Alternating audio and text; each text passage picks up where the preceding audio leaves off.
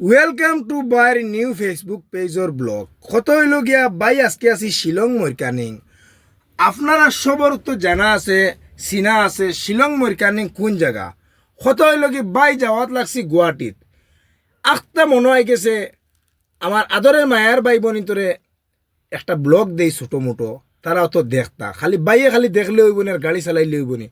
কত হইল গিয়া যারা যারা আমার পেজও নতুন আছো তাড়াতাড়ি এইবার একটা ফলো করিয়া যাইবা, আর একটা ভালো লাগলে লাইক করিয়া যাইবা, আর সুন্দর সুন্দর ভিডিওটা আপনারা দেখিয়ে যাইবা।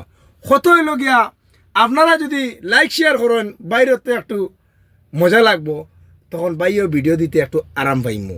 কত হইল কি বাই ও দেখতে পাইতে আপনারা শিলং মরকানিং যে হাপ আছে এই হাপর মধ্যে আমি একটা ভিডিও করিয়ার। কত হইল বাই এই জায়গাত আমি ভিডিওটা করিয়া রানিং গো, কিন্তু এটাও বহুত রিস্ক হয়ে গেছে।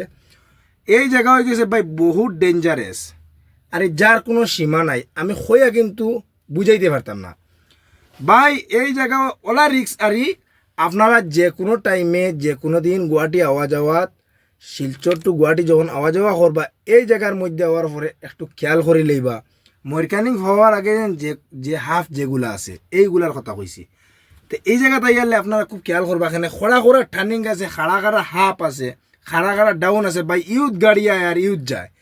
এই জায়গা যদি তুমি বেখলো জায়গা যদি ইমার্জেন্সি ওভারটেক করার লাগতে বিপদই বনবায়, তোমার জানও যাওয়াইবায় আর গাড়িও খুয়াইবায় আর হরতা মুরতারে এতিম বানাই লিবায়।